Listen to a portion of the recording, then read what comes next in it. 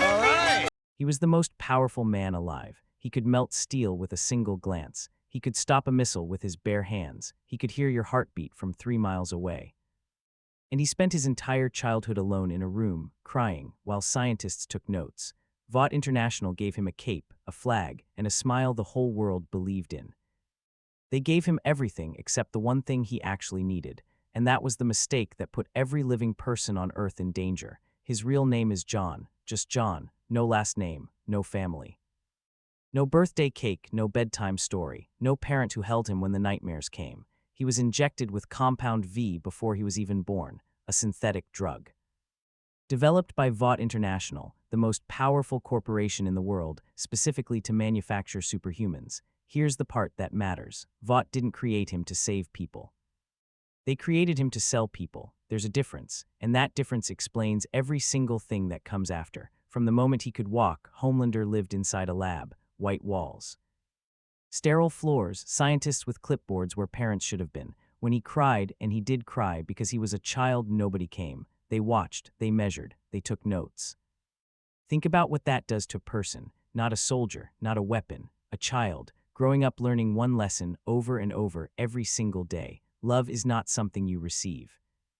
It's something you perform your way into. That one belief, that damaged, lonely belief, would eventually threaten every living thing on the planet.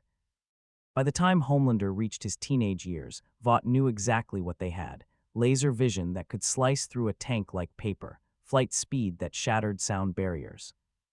A body that made bullets look like raindrops hitting a wall, but raw power without direction isn't an asset, it's a liability. So Vought made a decision. Instead of training him, they packaged him.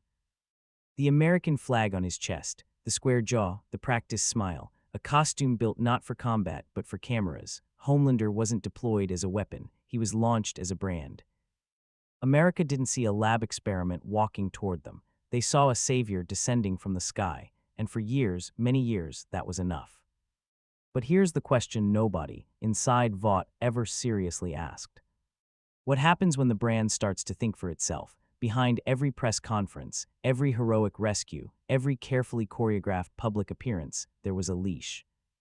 Her name was Madeline Stillwell, Senior Vice President at Vought, and for years she was the only human being on Earth capable of managing Homelander, not through force. Nobody on Earth could force him to do anything, through something far more effective. She understood the one thing about him that Vought had accidentally created along with his powers. Homelander wasn't dangerous primarily because he was powerful. He was dangerous because he was desperate. Desperate for approval. Desperate for warmth. Desperate to feel just once like he genuinely mattered to another person. Stillwell gave him just enough of that warmth to keep him cooperative, just enough praise to keep him performing. She essentially managed the most dangerous being on Earth the way you'd manage a child who desperately needs to be told he's doing a good job. It worked. For a long time, it worked perfectly. Until the day she miscalculated, and by then it was far too late. The first real fracture came quietly. No explosion, no confrontation. Just a moment of vulnerability, a rare, genuine human moment between Homelander and a woman named Becca Butcher.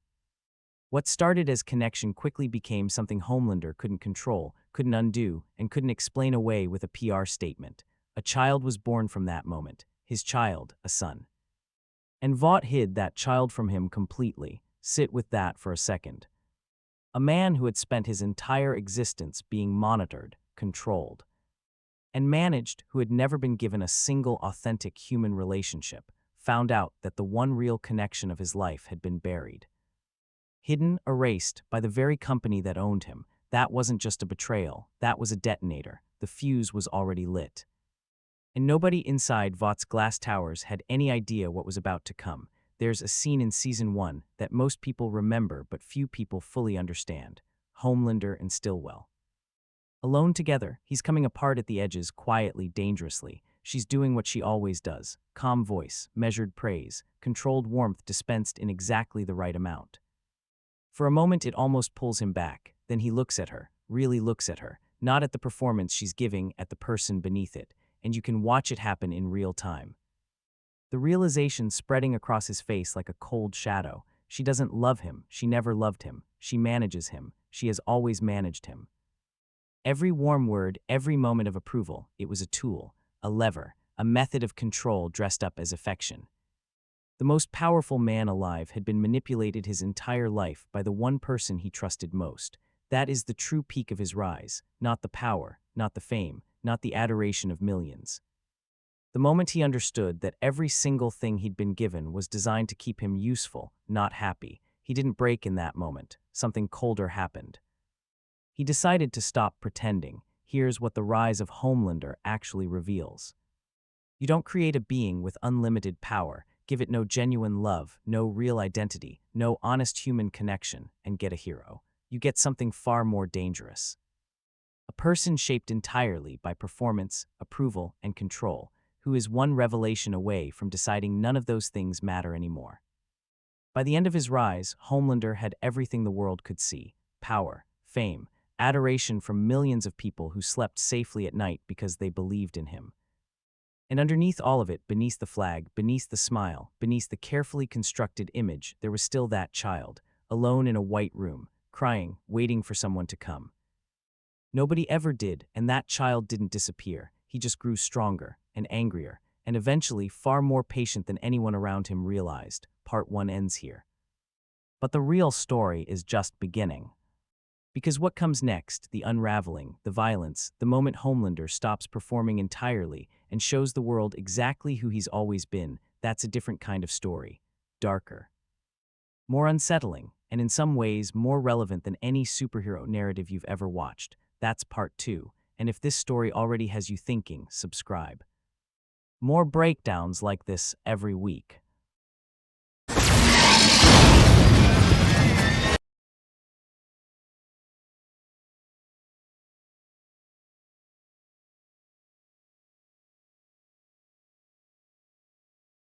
By the end of part 1, Homelander had figured out the truth. Every relationship he'd ever had was engineered. Every moment of warmth he'd ever received was a management tool. The leash was real. And he'd been wearing it his entire life. So here's the question that part 2 answers. What does a man do when he has unlimited power, nothing left to lose, and absolutely no reason left to pretend?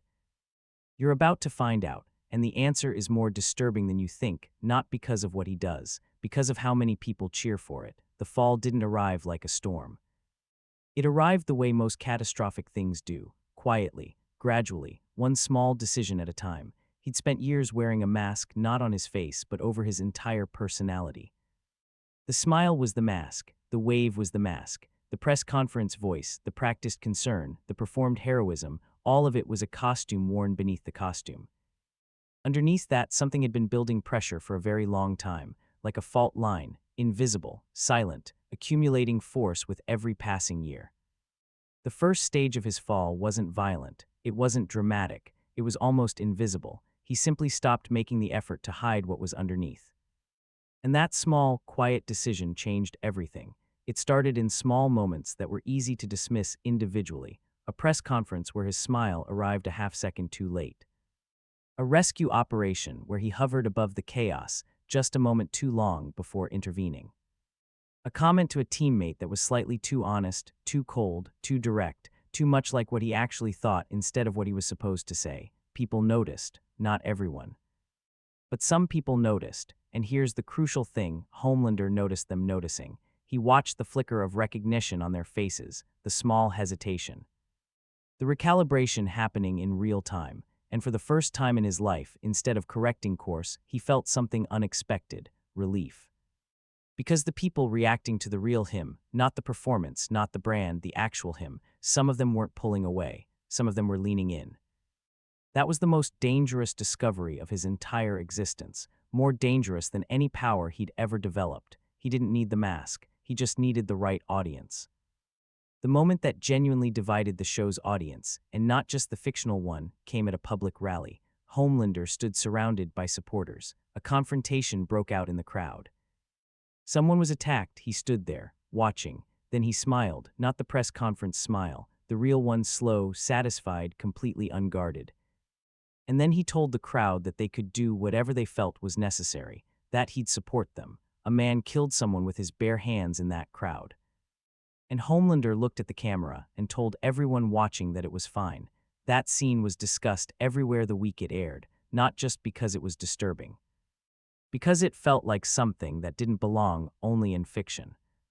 Because the mechanics of what was happening, a powerful figure giving permission for violence, an audience receiving it as liberation, felt uncomfortably familiar. The writers knew exactly what they were doing, and so did the viewers who couldn't look away. But here's the dimension of his fall that rarely gets the attention it deserves. Ryan, his son. The biological child he never knew existed until Vought's secret unraveled. Ryan became the only genuinely unscripted thing in Homelander's life. The one relationship that hadn't been engineered, managed, or handed to him as a control mechanism. A real child, his child. And that made Ryan simultaneously the most important person in his world and the most dangerous pressure point anyone could ever use against him. Because Homelander wanted desperately to be a father, he wanted that connection with a sincerity that was almost painful to watch, but he had no framework for it, no model. No understanding of what love without possession actually looked like. Every attempt he made at fatherhood was contaminated by the only version of relationship he'd ever known: performance control. And the desperate need for the other person to reflect back exactly what he needed to see. A monster trying to love something is terrifying in a way that straightforward villainy never manages to be, because you can see how close it comes to working. By the later seasons, the performance had ended completely. He didn't bother with the careful language anymore. He didn't position himself as a protector. He stood in front of crowds and said, plainly and without apology, what he actually believed: that he was superior, that their survival was contingent on his generosity. That the relationship between them wasn't heroism, it was tolerance. He allowed them to exist, and they should be grateful. Then he waited, and the crowd roared, not all of them, but enough. Enough to matter, enough to make the point the show had been building toward for seasons. That's the real climax of Homelander's fall, not the violence, not the destruction of institutions. The moment he discovered that the world didn't actually require him to pretend to be good, a meaningful portion of it wanted exactly what he actually was. He didn't fall from grace. He found out that for a certain kind of audience, grace was never the point. So what does Homelander's fall actually mean when you step back from it? It means the system that built him had no contingency for the day he stopped cooperating. Vought created something genuinely unstoppable and then acted perpetually surprised when it started making its own decisions. There was no failsafe, no override, nothing. Because you cannot design something to be undefeatable and then expect to retain control of it indefinitely. That's not a superhero problem. That's a fundamental truth about power and the people who create it without thinking through what happens when it turns around.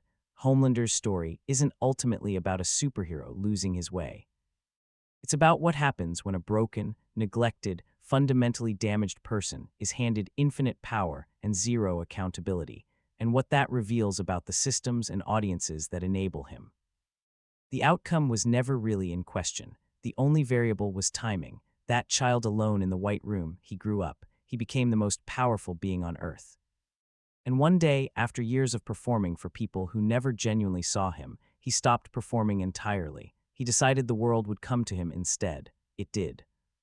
That's the complete rise and fall of Homelander. One of the most precisely constructed villain arcs in modern television, not because he's evil in a satisfying, distant way, but because every step of his journey follows an internal logic that's impossible to fully dismiss. If characters like this fascinate you, the ones that disturb you because you can trace exactly how they got there, our breakdown of Walter White covers the same territory from a completely different angle. Subscribe if stories like this are what you're here for. New breakdown every week.